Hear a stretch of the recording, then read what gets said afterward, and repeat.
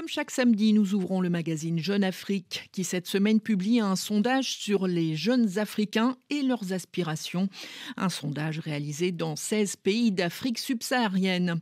Bonjour François Soudan. Bonjour Catherine. Vous nous dites tout d'abord que les résultats de ce sondage devraient faire réfléchir les dirigeants politiques et économiques du continent. Que voulez-vous dire exactement ? Alors, c'est la troisième édition d'un sondage qui a été réalisé par la Fondation sud-africaine Ishikowitz avec l'Institut américain PSB auprès de la jeunesse. Et vraiment, Catherine, ça vaut la peine d'être lu par tous les décideurs, ne serait-ce que parce que les enquêtes d'opinion sérieuses à vocation panafricaine sur le continent, elles sont plutôt rares. Je prends l'exemple de la démocratie.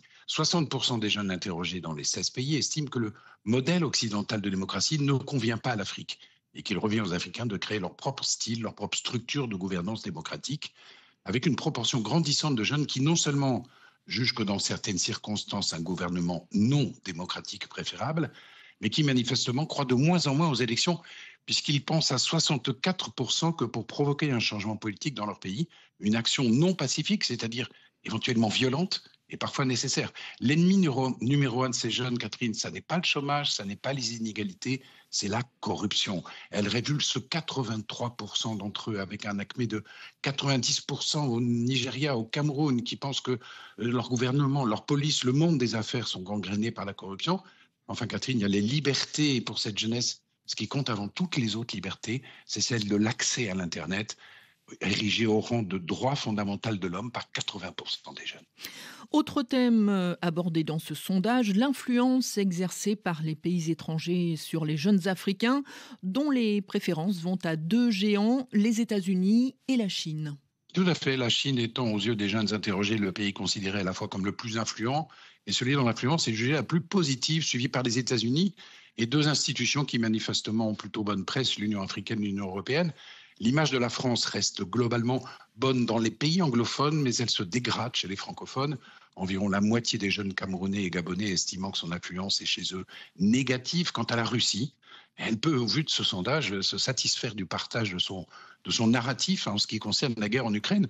Les jeunes interrogés ne sont que 23% à juger Vladimir Poutine responsable du déclenchement des hostilités contre près de 50% pour qui l'OTAN et l'Ukraine elle-même sont les principaux coupables, Catherine.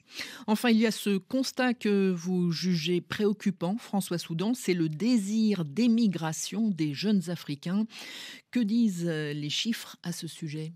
Ils disent que 3 jeunes sur 5 songent à émigrer au cours des 3 années à venir et que parmi eux, un tiers pense à quitter définitivement leur pays pour l'Amérique du Nord ou pour l'Europe sans aucun esprit de retour.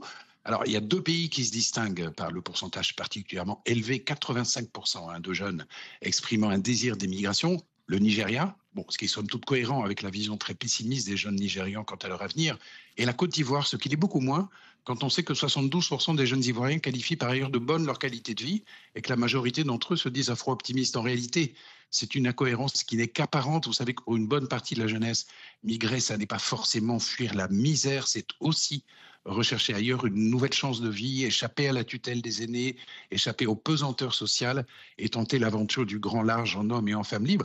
Il faut pour ça de l'énergie, du dynamisme, du courage. Cette génération Z, elle n'en manque pas.